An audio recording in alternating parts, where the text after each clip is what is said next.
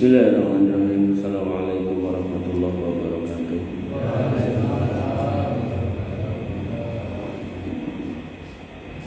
Alhamdulillah wa syukurillah wa la hawla wa la quwwata illa billah. Salatu wassalamu ala Rasulillah wa ala alihi wa sahbihi wa mawalah. Bapak Ibu yang dirahmati Allah, alhamdulillah kita masih diberikan nikmat oleh Allah Subhanahu wa taala sehingga kita bisa menjalankan ibadah wajib yang harus kita lakukan, yaitu sholat berjamaah di masjid untuk laki-laki. Dan tentu itu harus kita syukuri karena ada sebagian orang yang untuk naik gunung tertinggi di dunia pun sanggup, berat dan lebih susah daripada jalan yang sangat jauh. Dan itu nyata-nyata terjadi pada sebagian orang.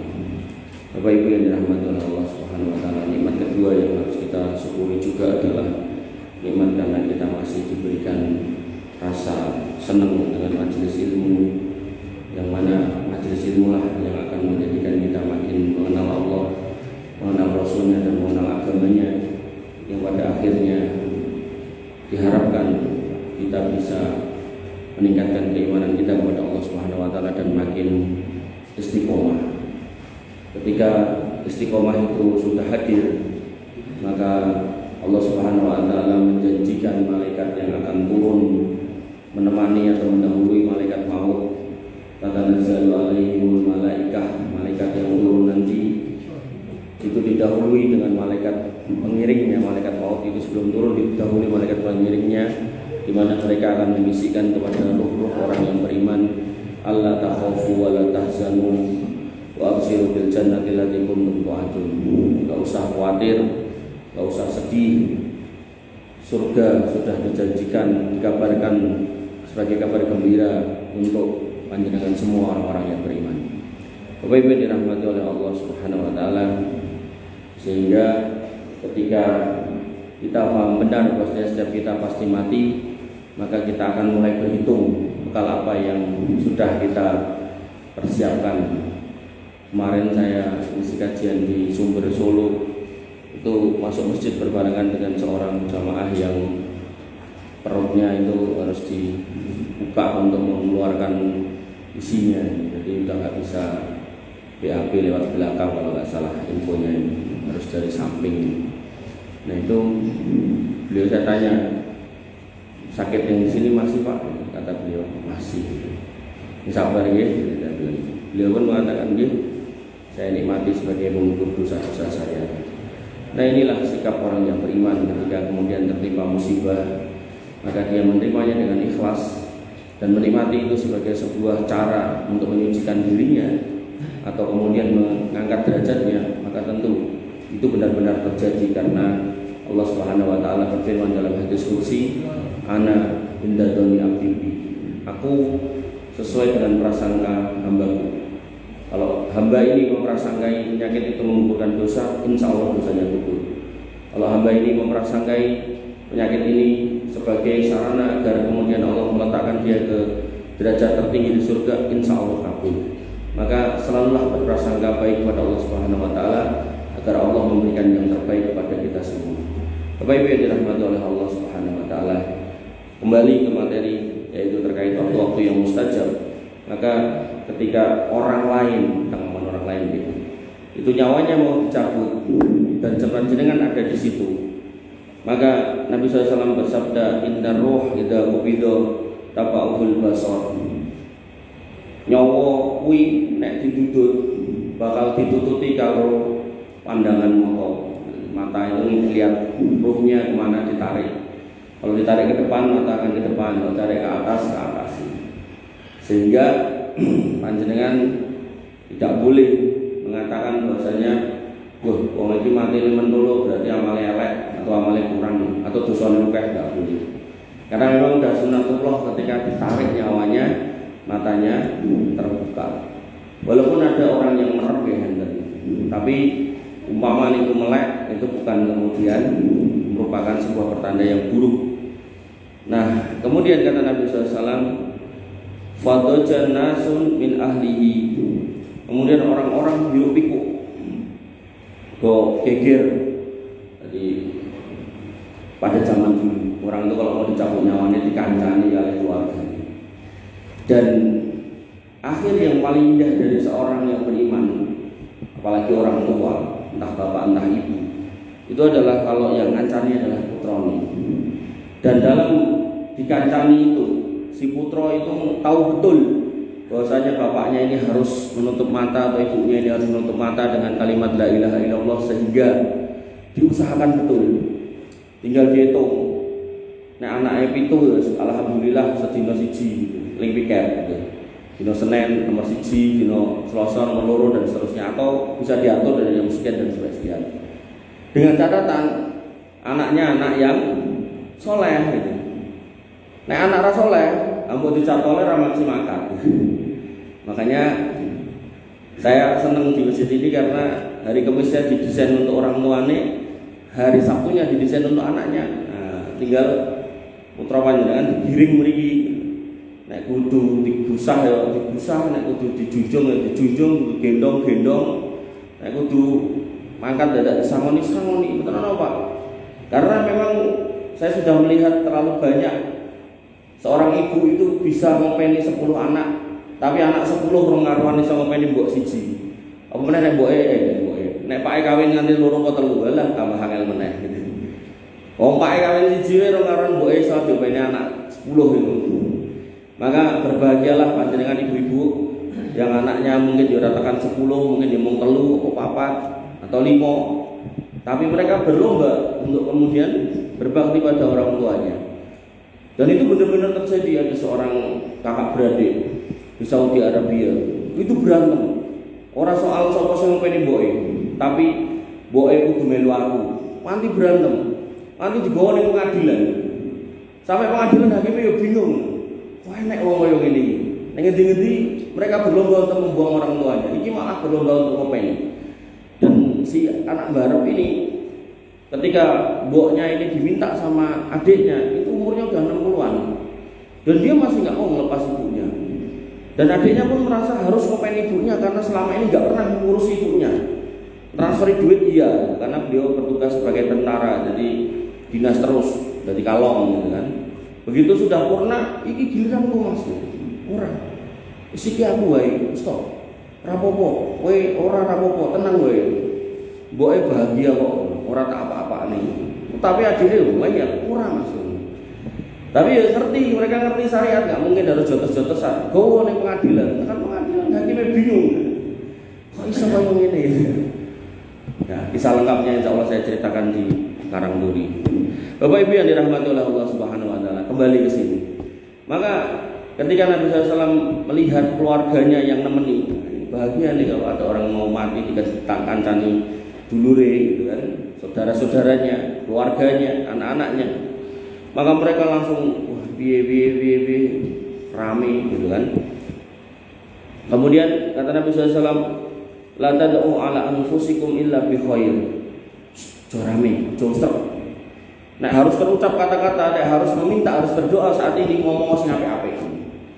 Fa innal malaikata yu'minuna ala ma taqulun. Karena malaikat-malaikat tadi yang datang dari mulai malaikat pengiringnya niku kuatah, kemudian malaikat maut itu akan mengaminkan ucapan-ucapanmu. Jadi jangan sampai ning ngene saat di mana waktu itu mustajab. Artinya kalau panjenengan menghadiri prosesi ajal atau nazaknya seseorang, mendekati kematiannya seseorang, banyak-banyak berdoa. Tentu berdoa yang terbaik pertama doakan orang yang mau meninggal ini. Dan doa seseorang mukmin kepada saudaranya yang lain bidhohril ghaib, diam-diam mendoakan saudaranya ini, diam-diam, muga-muga mlebu surga Mas, atau D, atau Om, Pak D, Bu, Pak, lan sampai turute. Maka kata Nabi SAW, doanya akan balik kepada sing donga. Jadi kabul untuk yang didoakan, kemudian balik kepada sing dongakan. Nah, makanya panjenengan nek Jumatan niku hampir semua khotib niku nek ndongake terakhir niku bar khotbah niku Allahumma ighfir lil muslimina wal muslimat wal mu'minina wal mu'minat al ahya'i minhum wal amwat. Ya Allah, ampunilah orang-orang yang beriman, laki-laki dan perempuannya, orang-orang Islam, laki-laki dan perempuannya, baik yang masih hidup maupun yang sudah wafat. Dahokai gitu kan, biangan dari orang pertama sampai hari kiamat nanti. Artinya kalau kemudian niku jenengan pahami doa itu maknanya seperti itu dan berimplikasi doa itu balik. Gampangane ngeten jenengan ndongake saya satu tok, balike yo siji. Kok jenengan ndongake gak cuma satu tok, ya Allah mengampuni jamaah Masjid Nurul Iman dulu. Nah niki misal cacahe 500 dibalike 500 tok. Nah, tapi kalau Allahumma ighfir lil muslimina wal muslimat wal mu'minina wal mu'minat ini dah pirang miliar wae niku. Makanya orang yang cerdas itu nek ndonga niku orang mau nggo awake dhewe, ndongake wong liya juga gitu. Dan seorang khatib Jumat itu ya harus sih jangan sampai luput donga niku. Nah, mungkin nek lali donga niku napa Jumatane batal mboten. Cuman kalau itu sampai luput iman-iman. Mungkin enten melih doa Allahumma ighfir lana dzunubana, ya Allah ampunilah dosa-dosa kami, wal ikhwanina alladziina sabaquna bil iman, dan dosa-dosa saudara-saudara kami yang telah mendahului kami di atas keimanan. Maknanya mirip dengan yang di atas. Mungkin khusus buat orang yang matinya. Dan kenapa orang-orang yang beriman, yang enggak kafir, enggak musyrik dan enggak munafik itu nanti diselamatkan dari neraka? Salah satunya mergo ini. Jadi orang-orang yang dan mungkin dulu dalam Islam pernah berbuat molimo dan seterusnya lali tobat. Nek wis tobat insyaallah aman. Nek lali tobat, dosane kan digawa ten akhirat. Nah, selama dia enggak musyrik, selama dia enggak kafir, selama dia enggak munafik, niku bakal ditokke kali Gusti Allah saking neraka dilebokke ten surga. Nah, salah satu sebabnya karena doa-doa yang panjenengan panjatkan. Semata ugi mungkin juga doa itu kembali kepada kita sehingga kita juga akan diselamatkan oleh Allah Subhanahu wa taala. Makanya nanti ada orang yang dosanya kayak banget, begitu ditimbang niku jomplang ke arah dosa, tapi kemudian Allah membisiki kepada dia, orang sakwati, kowe ra dirubekke. Kemudian Allah keluarkan satu kartu. Dan kartu niku tulisannya la ilaha illallah terus dijekekne daun timbangan satunya sehingga jomplang ke arah amal baik dan ibarat iki dosa-dosane 99 mencelat kabeh. Tapi dengan catatan dosane ora dipamerke. Kadang wong iki dosane dipamerke. Ora tau kenal, pas ketemu wis tiba tuwa, tiba gedhe, ketemune ning Bulu padahal biyen omahe ngendi cerita. Aku biyen sak durunge manggon ning kene, aku manggon ning sawah. Ning sawah nang wong tekok jenengku, wis jagoan mendem mesti aku. Dadak diceritake gitu. Kunci. Wong nek sing gelem hujan kan. Oh, hujan. Nggih. Itu nggih, ora usah diceritake pun jenengan biyen dadi Gatotkaca napa dadi Janaka wis monggo lah gitu kan. Rasa diceritake nggih. Termasuk ibu-ibu sosok nek nesu karo garwane, wah ngerti om biyen aku ora milih kowe papa. Sing gelemi aku sak desa kene 5. Kowe iki nomor 15. Sing nganggo las meneh. Bapak Ibu yang dirahmati oleh Allah Subhanahu wa taala, ketika ada nyawa yang akan dicabut nggih. Jadi umpami jangan mireng si fulan mau meninggal, mang ugi menten napa? Ya, uzakirukumul maut untuk mengingatkan kita pada kematian. Oh, sono kuwi ngono kuwi ditutute. Ada orang-orang yang mudah ditutut, ada orang-orang yang sulit, ada orang-orang yang mati mendadak, ada orang-orang yang kemudian susah matinya ya. Maka banyak pelajaran di situ. Bapak Ibu yang dirahmati oleh Allah Subhanahu wa taala. Lalu doa yang mustajab lagi adalah ketika panjenengan ngelilir tangi wengi ning maca-wacana niki. Nah, dadi enten syaraté. Ngelilir gitu kan, maca niki terus donga. Nah, donga sing diucapke bar maca niku wau insyaallah doa mustajab. Penak wong bendina yo ngelilir to. Ning apa? Uyuh. Bareng uyuh terus turu meneh. Padahal nek kersa ndonga nek ketan sediluk ya kabul enake pol. Raketan bariku nggih tilem melih mboten napa. Nabi sallallahu bersabda, "Man ta'ara ai istaiqadha." Siapa yang bangun malam hari minal lail pada malam hari, faqala kemudian mengatakan la ilaha illallah wahdahu la syarikalah lahul mulku wa lahul hamdu wa huwa ala kulli syai'in qadir. Alhamdulillah wa subhanallah wa la ilaha illallah wallahu akbar wa la haula wa la quwata illa billah. Niku wau dikire. La ilaha illallah wahdahu la syarikalah, lahul mulku wa lahul hamdu wa huwa ala kulli syai'in qadir. Mayat toh, sampai situ mayat toh. Kemudian alhamdulillah berarti tahmid, wa subhanallah tasbih, wa la ilaha illallah wallahu akbar tahlil takbir. Kemudian wala haula wala quwata illa billah. La ilaha illallah wahdahu la syarikalah, lahul mulku wa lahul hamdu wa huwa ala kulli syai'in qadir. Terus tahmid, alhamdulillah, tasbih, subhanallah. Terus napa? Tahlil, la ilaha illallah, kemudian takbir, Allahu akbar, kemudian wala haula wala quwata illa billah. Kemudian summa qala, kata Nabi, berdoa, Allahumma gfirli, ya Allah mengampuni kula, auda'a atau donga liyane, kata Nabi SAW, istujiba lahu, maka akan diijabahi doanya. Fa in tawaddo'a wa shalla fa kubilat sholatuhu. Tapi kok bar ngomong niku terus donga terus ditambahi wudu terus salatnya niku genah ketompo. Makanya nanti ada perkataan sebagian sahabat yang mengatakan, sekiranya aku tahu kalau sholatku satu aja diterima, maka besok atau nanti aku mati, aku siap. Para sahabat gak siap untuk mati bukan karena takut mati, tapi khawatir amalnya ada yang gak diterima atau tidak diterima amalnya. Dan kekhawatiran ini gak apa-apa, bukan sebuah kesalahan, gak apa-apa, bukan was-was. Artinya kekhawatiran tentang tidak diterimanya atau potensi tidak diterimanya amal, itu harapannya dia kemudian memperbaiki rukun dan syaratnya, dicek meneh keikhlasannya, ditoto meneh tata carane, cara salat niku bacaane dikontrol meneh napa pun bener napa dereng. Nek perlu cara maca Quran niku terus digolekake ustaz yang bacaannya bagus, coba semaan wacanan kus bener apa urung. Nah, sifat seperti ini enggak apa-apa. Berbeda dengan was-was ketika panjenengan sudah wudu ning kemudian iki mau bakal ora yo, ngentot ora yo, niku benten niku apa was-was dari syaitan. Termasuk jenengan salat iki mau papat apa telu yo, nah niku was-was dari syaitan niku. Suruh ta'awud kalau kita. Tapi kalau kemudian rasa khawatir amalnya ini enggak diterima, nah itu bagian dari keimanan yang baik. Sehingga harapannya memperbaiki lagi, ngecek lagi, noto lagi, jangan sampai kemudian amalnya benar-benar enggak diterima. Bapak Ibu yang dirahmati oleh Allah Subhanahu wa taala. Kemudian kondisi berikutnya agar kemudian doa itu diterima, yaitu memuji Allah, kemudian bersolawat kepada Nabi SAW, sebagaimana yang ada di tasyahud akhir. Abdullah bin Mas'ud radhiyallahu anhu berkata, kuntu usolli wan nabiyyu sallallahu alaihi wasallam wa Abu Bakar wa Umar ma'ahu. Aku pernah sholat, sedangkan Nabi SAW, Abu Bakar dan Umar juga sholat bersama beliau.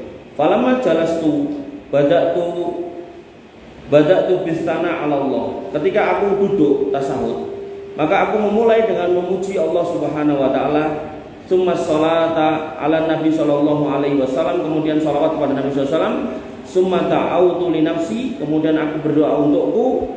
Faqala Nabi SAW, kemudian Nabi SAW bersabda, sal tuqtoh, mintalah kamu akan diberi, mintalah kamu akan diberi. Bapak Ibu yang dirahmati oleh Allah Subhanahu wa taala. Sehingga hadis ini menjadi dasar ketika panjenengan bertasahud akhir nih kali. Ini kan at-tahiyatu lillah wa sholawatu wa thayyibat. Kemudian panjenengan mengucapkan salam kepada Nabi SAW. Assalamu alayka ya ayuhan nabiyyu wa rahmatullahi wa barakatuh. Assalamu alayna wa ala ibadillahi sholihin. Lajeng jenengan sholawat tak apa syahadat saya asyhadu alla ilaha illallah wa asyhadu anna muhammadan abduhu wa rasuluh. Kemudian jenengan sholawat Allahumma sholli ala Muhammad wa ala ali Muhammad kama sholaita ala Ibrahim wa ala ali Ibrahim wa barik ala Muhammad, dan seterusnya sampai innaka hamidum majid, gitu kan. Maka kemudian jenengan minta perlindungan dari 4 hal. Allahumma inni a'udzubika min fitnatil mahya wal mamat wa na'udzubika min fitnatil qabri wa na'udzubika min fitnatil masiihid dajjal wa na'udzubika min adzabin nar, gitu kan. 4 itu. Nah, kemudian Ibnu Mas'ud berdoa yang lain sesuai kebutuhan. Nah, Nabi SAW kemudian ketika tahu itu, maka beliau bersabda, sal tuqtoh. Mintalah kamu akan dikabulkan, mintalah kamu akan dikabulkan. Sehingga kalau panjenengan tasawuf akhir imamnya kok randang salam ya, jenengan tambahi setelah jenengan maca bacaan niku, bacaan tasawuf dan bacaan permintaan dari perlindungan dari 4 hal tadi, maka jenengan tambahi doa permintaan terserah jenengan nyuwun apa mawon. Jadi sebenarnya kalau kita cermati materi kita beberapa minggu ke belakang ini, banyak tempat, waktu, kondisi, keadaan yang kita itu bisa meminta kepada Allah Subhanahu wa taala dan dijamin makbul. Termasuk saat ini jenengan lagi majlisan antara maghrib kali isya niku dihitung sholat, kemudian di masjid itu kan juga sudah keutamaan, kemudian kalau nunggu isya itu juga dihitung dalam kondisi sholat, kemudian pas pengaosan itu juga dinaungi rahmat dan sisan gitu kan. Maka banyak-banyak berdoa. Jadi kalian mirenge ndonga bingung ndonga napa nggih wirid zikir baniku ndonga melih gitu kan. Maka hal-hal seperti ini harus kita siasati dengan cerdas. Jangan sampai waktu-waktu kita itu cuma lewat berlalu tanpa kondisi-kondisi yang baik yang kita lakukan. Termasuk pas poso nih, poso itu sejak jenengan sahur nanti buka itu waktu dimana jenengan ndonga niku kabul. Soal kabule kapan niku terserah Gusti Allah. Wong Nabi Musa itu minta supaya dikalahkan dari Fir'aun. Allah katakan qad ujibat da'watuka ya Musa, dongamu kabul, tapi 40 tahun kas. Apakah ini tidak diartikan dijawab? Ya dijawab. Ning 40 tahun kas. Lah kenapa kok dadak nunggu 40 tahun kas? Di situ pasti ada hikmah. Ada hikmah tentang kehidupan, ada hikmah tentang keimanan, ada hikmah tentang pergaulan dengan orang-orang Bani Israel, sehingga akhirnya jenengan ngerti bagaimana sifat-sifat orang-orang Bani Israel itu. Sejak zaman itu sampai hari kiamat di semua nungguin. Sampai ada ulama mengumpulkan itu sifat buruknya itu ada 65, ada yang 75 gitu kan. Kalau nyoba ngumpulke dhewe dari kamu. Lagi mulai ngono ada kegiatan sana-sana. Tapi itu puluhan sifat jeleknya ini. Dari mulai ingkar janji, suka menipu, kemudian suka khianat, membunuh para nabi, kemudian memecundangi para nabi, kemudian menganiaya para nabi, kemudian mencaci, menghina para nabi, memfitnah para nabi, kemudian golek-golek sing ora-ora, kemudian napa penuh siasat, akal bulus, wah sakar karo keh biangat itu kan. Bapak Ibu yang dirahmati oleh Allah Subhanahu wa taala, makanya kalau dengan ningali kelakuan hari ini kayak gitu iso ngoten niku kan. Jadi cara menungso niku ulane cilik nanti gede malah mendapat wong iki. Makanya dalam Islam niku melihara binatang-binatang buas itu kan enggak boleh. Bapak Ibu yang dirahmati oleh Allah Subhanahu wa taala. Kemudian kondisi berikutnya yang makbul yaitu ketika panjenengan setelah wudu, ajeng salat niku jenengan wudu, maka kemudian Nabi SAW bersabda, "Ma minkum min ahadin yatawadda." Kemudian fa yublighu au yusbihul wudu. Siapa di antara kamu yang wudu kemudian menyempurnakan wudu, summa yaqul kemudian berdoa, asyhadu an la ilaha illallah wa asyhadu anna muhammadan abduhu wa rasuluh, syahadat. Kemudian kata Nabi SAW, illa futihat lahu abwabal jannah. Tidak lain tidak bukan dia akan mendapatkan keutamaan dibukanya pintu surga as-samaniyatu yang 8. Pintunya ada 8, kemudian dibuka yadkhulu min ayyiha sya. Jenengan bisa masuk dari pintu mana aja. Pintu 8 ini ada ulama yang memahami pintunya ya wong 8 ning gede banget. Ada ulama yang memahami pintunya jane akeh ning sing paling gede 8 niku. Jadi enggak usah berpikiran loh berarti kok susukan mboten. Semua sudah didesain untuk cukup dimasuki tanpa susukan. Dan orang nggak mungkin susuan karena urutannya sudah ada. Dimulai dari orang-orang yang amalnya paling baik, termasuk mungkin si gedok pertama kali lawang ini Nabi Muhammad SAW mengucapkan salam kepada yang menjaga pintunya yaitu para malaikat. Jadi orang enak ceritanya ajeng disiki untuk orang enak. Jadi urutannya menentukan. Termasuk mungkin yang mlebu niku ora mungkin keliru kamar. Cara dengan piknik bareng nang hotel itu sok-sok ya keliru kamar itu kan. Sok-sok ya keliru barang nang ojo gitu. Nah, tapi ten surga mboten saged. Dadi nek sing memang panggonane dhuwur dhewe nggih dhuwur dhewe, sing iso dhewe ya iso dhewe. Sak ngisor-ngisore ya tetep ning surga ya kepenak timbang ning neraka gitu. Bapak Ibu yang dirahmati oleh Allah Subhanahu wa taala. Kemudian niku kondisi-kondisi waktu-waktu tempat saat ini. Ada seorang Habib yang ngomong antara makam Habib Fulan dengan Fulan ini adalah Raudhatul Jannah, taman-taman surga. Nah ini butuh dalil, enek ora dalil. Nek nganti enek kapan ning riwayate wong nabi ini wis ra enek. Kan Habib lahirnya keri to. Lahirnya kan nabi dulu gitu loh. Nah, maka perlu dalil. Nanti ada juga yang mengatakan nek teko ning kol-kolane Habib, duwone kabul, mergone Nabi Muhammad SAW yo teko. Niki yo butuh dalil kudune. Tapi mereka ya biasa ngono kuwi dodolan gitu. Maka Nabi SAW mengatakan dalam sebuah hadis yang panjang tentang majelis ilmu seperti ini, ya tadi sudah saya singgung, man salaka tariqan yaltamisu lahu fihi ilman, sapa wong sing mlaku sanga omah ning majelis ilmu, beriltizam, berniat, berazam untuk mencari ilmu. Kata Nabi SAW, sahalallahu bihi tariqan ilal jannah, digampangke dalan menyang surga. Kari bahasane jenengan niki nek ten iki kan hasil nek lingguh nek lunggah golek senderan. Dideloki ternyata ya memang tuwek-tuwek ya wis ra apa-apa. Lah kok karo senderan ternyata merem gitu kan. Begitu ada nih sak dibuka ratani, bablas mati sahid Pak jenengan Pak. Pak nek duwe kita ra senderan kecuali sebagian. Jadi nek nganti mati ketok beblak. Sing mriki kan ra ketara, nek sing merem-merem angkur ringan. Nah, buka malah pluk gitu wah, masya Allah ini malah mati sahid, enak. Makanya nggak usah kemudian khususnya sesepuh ya, nggak usah kemudian geger. Aku main golek panitia ling mangkat ke aku jihad ning Palestina. Padahal pun ngapunten, gegere pun bengkong gitu kan, mlaku pun sengrang-sengring dengkule gitu kan, pun jumeneng ten masjid ya toh, dinikmati majelis ilmu. Mungkin nek butuh takon nggih monggo takon, nek mboten wis dirungokke.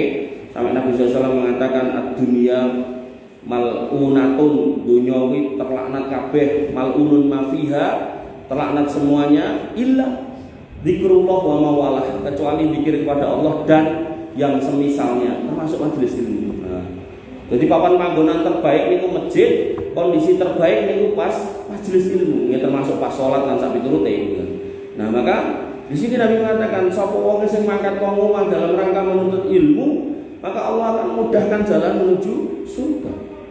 Jadi nek omah jenengan tenetan niku, berarti surga kan jane ora ada gari melompat. Nek kadang ini mau lompat tok kadang ngabot.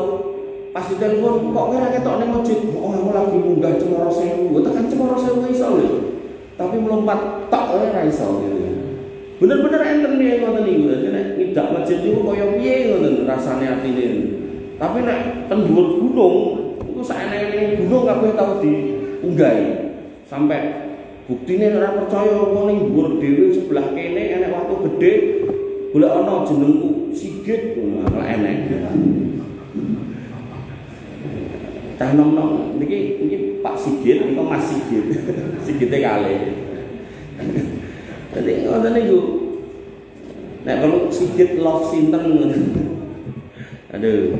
Wa majtama'a qaumun fi baitin min buyutillah. Ini sering saya bacakan di sini. Yatluna kitaballah wa yatadarusuna bainahum illa nazalat alaihimus sakinah. Kok warga satu kampung kuwi seneng banget majelis ilmu. Pangger majelis ilmu rame gitu kan, mbuh disukuh mbuh ora pokoke mangkat. Wong ning omah jane ya sego wis enek gitu kan. Dadi ora sukuh ya ora bakal ngersula ning panitiane. Nah, maka kata Nabi SAW mesti bakal dikei yang namanya sakinah. Makanya panjenengan kalau gak ada putra lagi bar nikah niku, niku njaluk donga kan, dongake yo muga sakinah mawaddah warahmah gitu kan. Kok ternyata orang sakinah, orang mawaddah malah bubrah gitu kan. Nah, ini harus kita cek. Sudahkah kita meling ke mantu kita, anak kita, dokle nek bar nikah aja lali majelis ilmu. Majelis ilmu itu yang menenangkan. Ya tentu majelis itu sesuai kebutuhan. Oh, ternyata anakku ini ora ngerti piye carane dadi suami yang baik. Nah, oh sebelah kono enek majelis ilmu tentang keluarga. Atau mungkin mantu jenengan lagi mbobot, oh dhek ora ngerti piye carane engko dadi ibu yang baik. Nah, sebelah kono enek napa pengawasan tentang parenting, bagaimana menjadi orang tua yang baik. Nah, itu kan sesuai kebutuhan. Kados jenengan ajeng dahar nanti direwangi golek mie ayam kene tahu pindah kene mie ayam saeneng-enenge tahu dicukup kabeh gitu kan. Nek ilake iso dituruti, maka hati harus lebih bisa dituruti. Jangan sampai kemudian dicukup ke Allah Anangnya wis kuwi gitu. Akhirnya walaupun majelis ilmu ya tetap ra ketemu Pak. Padahal tujuannya adalah as-sakinah, ketenangan. Makanya saya kalau temanya tematik itu mesti saya tanya mau disampaikan apa atau sebagai dalu ten gilingan bareng ini Mas Sigit niku ten gilingan. Niku kula tekok mau disampaikan tema apa? Niku Pak Takmire ten iki akeh sing utang riba ta. Mang sampaikan tentang riba nggih. Pun kula nggih kula gaweke materine kula tata rapi gitu kan. Terus di WA melih, "Ini ampun sanjang nek sing ngeken kula." Kok tak diprotes jamaah. Jamaah galak-galak ternyata. Nah, selain itu kemudian wa wasiat humur rahmah, panjenengan bakal dikasih rahmat ketika bermajelis ilmu. Lah, pas dikei rahmat niku mang akeh ndonga.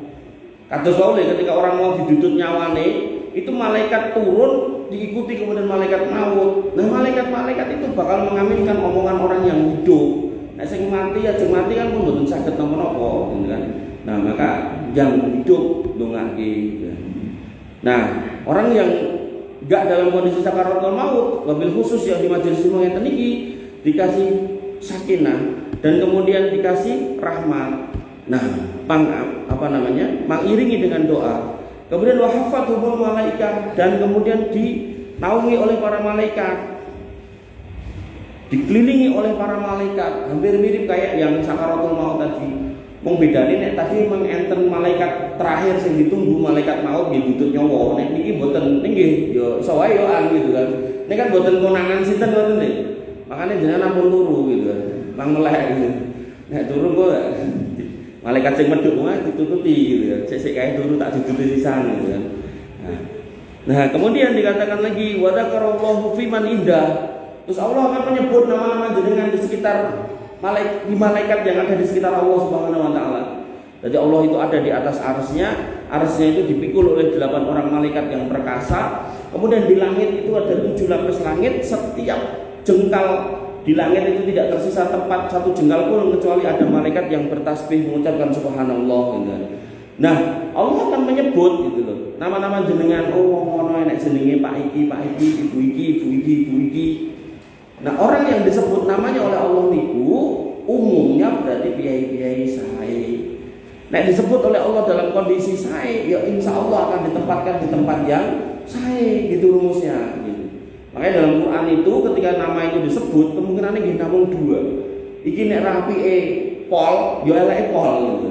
Makanya jenengan ajeng ngekeki nama entah putra entah putu, niku harus bertanya sama orang yang tahu, jangan waton gitu. Nanti ada orang ngapunten ya, setri dikai jeneng Narin gitu. Mau oh, jeneng Narin, ketok keren. Narin artinya ngerokoi gitu. Oh toh, wis rapopo malah rapopo. Harus diganti wong niku neraka. Jeneng niku donga. Mungkin enten meneh sing dijenengi ngarepe Ari, burine Ari Dolimin gitu. Niku enten wonten niku. Nah, dikandani rada manut diganti Ari Solimin gitu. Terus ada lagi yang dikasih nama apunten nggih enten ndang diganti jenenge Parji, enten mboten? Enten. Tak ngombe sik nek enggak aku dicegat. Nek Parjo mboten enten.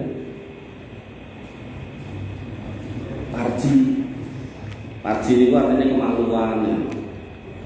Gentos. Nggih, nama-nama yang jelek. Wah, iki ketoke keren nih kok Quran. Apa Pak itu? Firaun. Ampun. Haman, ya ampun. Korun, ampun. Itu orang-orang yang dilaknat oleh Allah Subhanahu wa taala. Orang-orang yang diadab oleh Allah Subhanahu wa taala. Jangan pakai nama-nama itu. Haman gantine sinten? Ya, bisa diganti panglima dalam Islam. Misal sinten? Salahuddin bisa, Salahuddin Al-Ayyubi bisa. Atau kemudian dari Fir'aun, diganti musuhnya Fir'aun bisa. Atau Harun bisa. Kemudian Korun, wong sugih ning didelebke ning bumi diganti wong sugih dalam Islam Abdurrahman bin Auf. Tapi mboten sangan bin Auf. Nek bin Auf berarti anaknya Pak Auf ya, Abdurrahman Al-Buluwi gitu. Abdurrahman wong bulu gitu. Nah, kemudian Kata Nabi SAW lagi, waman bato'a fi amalihi lam yusri bihi nasabuh. Nah, ini juga menarik nih. Barang siapa yang terlambat amalnya, maka nasabnya tidak dapat mempercepatnya. Jadi dengan ilmu ini Nabi berharap, ayo dong majelis ilmu. Dengan ilmu kita bertambah, kita kemudian bersemangat untuk beramal. Nah, amal kita di atas ilmu. Dan kalau sampai kita nggak punya ilmu dan nggak beramal, nasab kita nggak ada gunanya. Termasuk nggak ada ilmu, lingkupan amal tidak di atas ilmu, nasab kita juga nggak ada gunanya. Makanya saya kenapa kok mengkritisi orang-orang yang mengaku keturunan Nabi itu, karena mereka tidak mempraktekkan apa yang diajarkan oleh datuknya, oleh mbahnya. Mbahnya itu nggak pernah nyembah kuburan, nggak pernah ngelepo kuburan, ora tahu apa ngajari konsilon deklu ning arep kuburan, ora tahu. Nggak ada satupun hadis tentang itu, nggak ada. Walaupun itu hadis dhaif pun juga nggak ada, enek palsu. Maka seorang yang benar-benar istiqomah di jalur datuknya, jalur keluarganya, dia harus ngerti nek mbahnya itu nggak ngomong itu. Makanya saya salut, saya taruh hormat yang sangat tinggi. Ada beberapa habib yang dia memang mengajarkan tauhid. Benar-benar dia dalam dakwahnya itu ngarang yang kayak gitu-gitu. Bukan model-model kayak nawa-nawa kayak gitu. Kemudian ujung-ujungnya panjenengan kan moro nyoba-nyoba kuburan, terus sampai promosine napa acarane iki wong teko ora bakal dadi randuwe mergo Habib iki menteri keuangannya Gusti Allah. Pemireng-mireng akhirnya do mangkat gitu kan, do infak sedekah. Kotak infaknya orang cilik-cilik sak menten iki, gede ngene niku, sak terbelo niku. Dibongkar yo kebak. Bar iku dipindah dilebokke ning jero karung, pirang-pirang karung. Ya itu tujuan mereka itu gitu. Ngoten. Dan pangsa pasarnya, marketnya, ceruknya, nah ini jenengan gitu. Wong-wong sing tadi itu pengen sugih gitu. Pengen sugih akhirnya infaknya ten niku. Soalnya nek infak ning kotak infak ning dulu baline suwe. Infak ten niku baline cepet ya. Dan Allah kemudian memberikan cobaan keimanan tenan, dibaleknya cepet.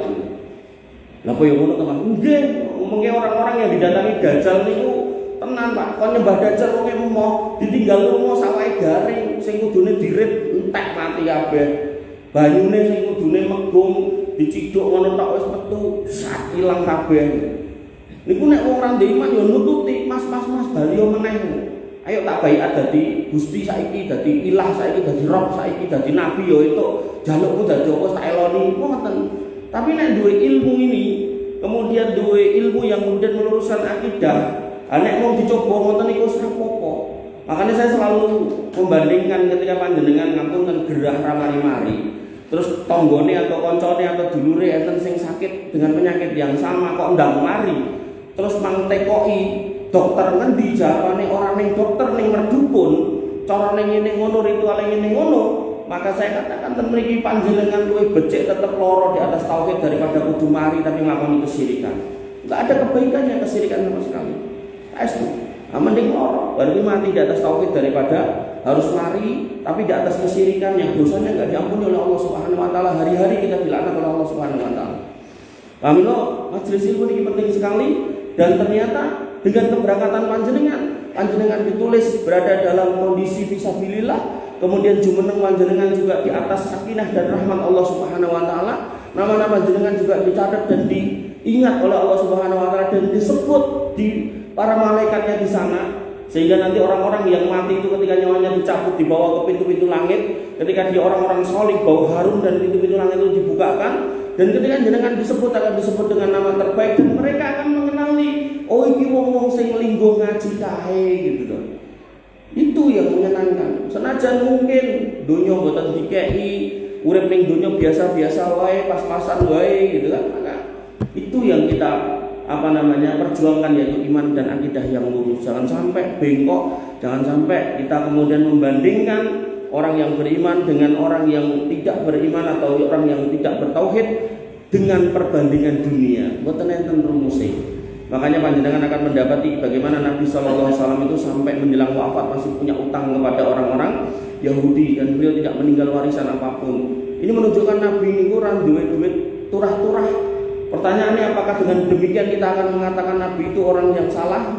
Wah, ampun, bisa kafir kita ngomong kayak gitu. Nabi itu orang yang paling baik, paling lurus akidahnya, orang yang pertama kali gedok pintu surga mengucapkan salam, orang yang pertama kali dimasukkan ke dalam surga, dan orang yang kedudukannya di surga termasuk yang paling tinggi, yang harus kita tiru. Artinya kalau panjenengan kemudian di atas tauhid kok kemudian di orang dedet terus rapopo.